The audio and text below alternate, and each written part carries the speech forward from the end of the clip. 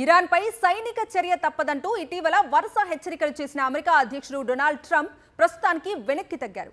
ప్రభుత్వ వ్యతిరేక ఆందోళనలు చేపట్టిన నిరసనకారుల అణచివేత విషయంలో టెహ్రాన్ మెత్తబడినట్లుగా కనిపిస్తోందన్న ట్రంప్ సమీప భవిష్యత్తులో ఆ దేశంపై దాడి చేయబోమన్న సంకేతాలిచ్చారు. ఇరాన్పై దాడులకు దిగితే ఆ దేశంలో అనిశ్చితి మరింత పెరిగే ముప్పు ఉండటం, ప్రాంతీయంగా తీవ్ర ఉద్రిక్తతలు తలెత్తే అవకాశాలు ఉండటంతో ట్రంప్ సైనిక చర్యలకు వెనక్కి తగ్గినట్లుగా కనిపిస్తోంది. ఇరాన్ 800 మంది ఉరిశిక్ష రద్దు చేసిందని, దాన్ని స్వాగతిస్తున్నారని చెప్పారు ట్రంప్.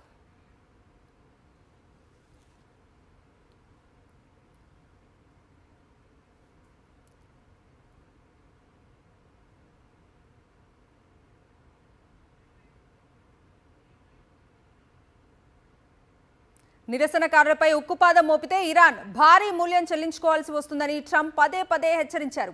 24 గంటల్లోనే టెహ్రాన్పై వాషింగ్టన్ సైనిక చర్యకు దిగటం ఖాయమని వార్తలు వచ్చాయి. అయితే అనూహ్యంగా ట్రంప్ వెనక్కి తగ్గారు. ఇరాన్లో హత్యలు ఆగిపోయాయని, అవతల వైపు నుంచి చాలా ముఖ్యమైన వర్గాల ద్వారా సమాచారం అందింది అంటూ ట్రంప్ ప్రకటన చేశారు. ఒక్క రోజులో ట్రంప్ స్వరం మారటం చూసి అమెరికా సైనిక వర్గాలు ఆశ్చర్యపోయినట్లుగా తెలుస్తోంది. ఇరాన్పై దాడుల విషయంలో ట్రంప్ వెనక్కు తగ్గటానికి ఇజ్రాయెల్ ప్రధానమంత్రి నెతన్యాహు కూడా ఒక ప్రధాన కారణమని తెలుస్తోంది. ఈ ఇద్దరు నేతలు ఫోన్లో మాట్లాడుకున్నారు. ఇరాన్ అంత తేలికగా తలొగ్గబోదని ట్రంప్కు నెతన్యాహు చెప్పారు. దాడులు మొదలు పెడితే దీర్ఘకాలం పాటు కొనసాగించాల్సి వస్తుందన్నారు. ప్రస్తుతానికి తమ దేశ క్షిపణి రక్షణ వ్యవస్థల పరిస్థితి అంత బాగోలేదని నివేదించారు.